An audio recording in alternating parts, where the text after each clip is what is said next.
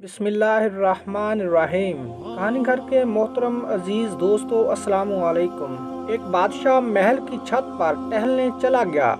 टहलते टहलते उसकी नज़र महल के नज़दीक घर की छत पर पड़ी, जिस पर एक बहुत खूबसूरत औरत कपड़े सुखा रही थी। बादशाह ने अपनी एक बांदी को बुलाकर पूछा, ये किसकी बीवी है? बांदी ने कहा, बादशाह सलामत, ये आपके गुलाम फेरोज की बीवी है। बादशाह नीचे उतरा। बादशाह पर उस औरत के हुस्न जमाल का सहर सा छा गया था। उसने फेरोज को बुलाया। फेरोज हाजिर हुआ तो बादशाह ने कहा, फेरोज, हमारा एक काम है। हमारा ये खत फलां मुल्क के बादशाह को दे आओ और इसका जवाब भी इनसे ले आना।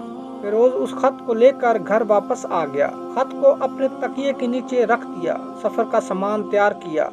रात घर में गुजारी और सुबह मंजिल मकसूद पर रवाना हो गया। इस बात से लाइलम के बादशाह ने उसके साथ क्या चाल चली है। उधर फेरोज जैसे ही नजरों से ओझल हुआ, बादशाह चुपके से फेरोज के घर पहुंचा और आहिस्ते से फेरोज के घर का दरवाजा खटखटाया। फेरोज की बीवी ने पूछा, कौन है? बादशाह ने कहा, मैं बादशाह हूँ, तुम्हारे शोहर का मालिक। तो उसने दरवाजा खोला।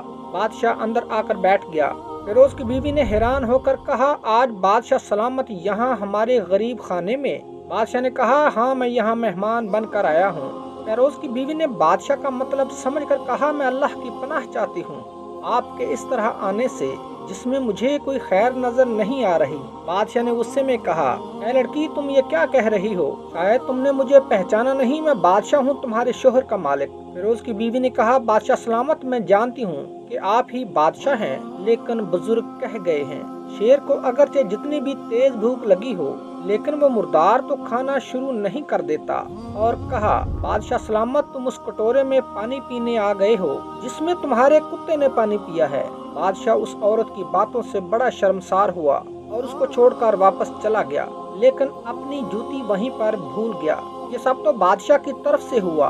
अब फेरोज को आधे रास्ते में याद आया कि जो खत बादशाह ने उससे दिया था वो तो घर पर ही छोड़ आया है। उसने घोड़े को तेजी से वापस मोड़ा और अपने घर की तरफ लपका। फेरोज अपने घर पहुंचा तो तकिए के नीचे से खत निकालते वक्त उसकी नजर पलंग के नीचे पड़ी बादशाह की जूती पर पड़ी, जो बादशाह जल्दी में भूल गया था। फेरोज का सर चकरा कर रह गया और वो समझ गया कि बादशाह ने उसको सफर पर सिर्फ इसलिए भेजा ताकि वो अपना मतलब पूरा कर सके। फेरोज किसी को कुछ बताए बगैर चुपचाप घर से निकला। खत लेकर वह चल पड़ा और काम खत्म करने के बाद बादशाह के पास वापस आया तो बादशाह ने इनाम के तौर पर उसे 100 दिनार दिए। फेरोज दिनार लेकर बाजार गया और औरतों के इस्तेमाल के कुछ कीमती कपड़े और नहायत कीमती तोहफे भी खरीद दिए। घर पहुंचकर बीवी को सलाम किया और कहा, चलो तुम्हारे मैके चलते हैं। बीवी ने पूछा, ये क्या है? कहा, बादशाह ने इनाम दिया है और मैं चाहता हूँ कि ये पहनकर अपने घर वालों को भी दिखाओ। बीवी, जैसे आप चाहें, जैसे आपकी मर्जी।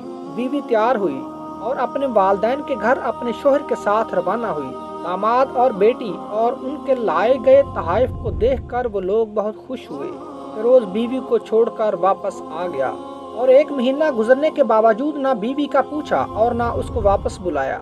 फिर कुछ दिन बाद उसके साले उससे मिलने आए और उससे पूछा, फेरोज, आप हमें हमारी बहन से गुस्से और नाराज की वजह बताएं, या फिर हम आपको काजी के सामने पेश करेंगे, लेकिन मेरे जिम्मे उसका ऐसा कोई हक बाकी नहीं जो मैंने अदा न किया हो। वो लोग अपना केस काजी के पास ले गए। तो काजी ने फेरोज को बुलाया। काजी उस वक्त बादशाह के पास बैठा हुआ था। लड़की के भाइयों ने कहा, अल्लाह बादशाह सलामत और काजी अल कज़ा को कायम और दायम रखे। काजी साहब, हमने एक सरसब्ज बाग, दरख्त फलों से भरे हुए और साथ में मीठे पानी का कुआं इस शख्स के हवाले किया था, तो इस शख्स ने हमारा बाग उजाड़ दिया, सारे फल खा लिए, दरख्त काट लिए और कुएं को खराब करके बंद कर दिया। काजी फेरोज की तरफ मुतवज्जा हुआ और पूछा, हाँ तो लड़के, तुम क्या कहते हो इस बारे में? फेरोज ने कहा, काजी साहब, जो बाग मुझे दिया गया था इससे बेहतर हालत में मैंने इन्हें वापस किया है। काजी ने पूछा, क्या उसने बाग तुम्हारे हवाले वैसी ही हालत में वापस किया है जैसा पहले था? उन्होंने कहा, हाँ, वैसी ही हालत में हमें वापस किया है,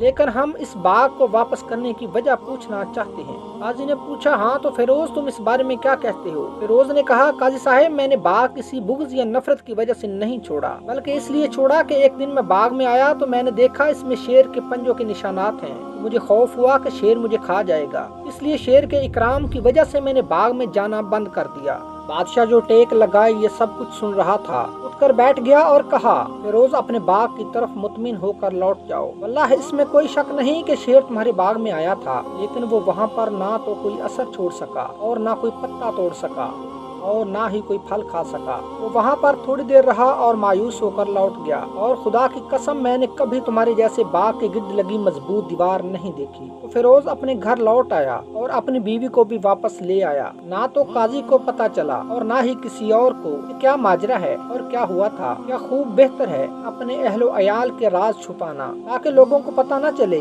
اپنے گھروں کے بھید کسی پر ظاہر نہ ہونے دو۔ اللہ تعالیٰ آپ لوگوں کی زندگی خوشیوں سے بھر دے، آپ کے اہل و عیال کو اور آپ کے مال کو اپنے حفظ و امان میں رکھے، آمین ثم آمین۔ محترم ناظرین، اگر آج کی ویڈیو آپ کو اچھی لگی ہو تو ہمارے چینل کہانی گھر کو لائک، شیئر اور سبسکرائب کر دیجیے۔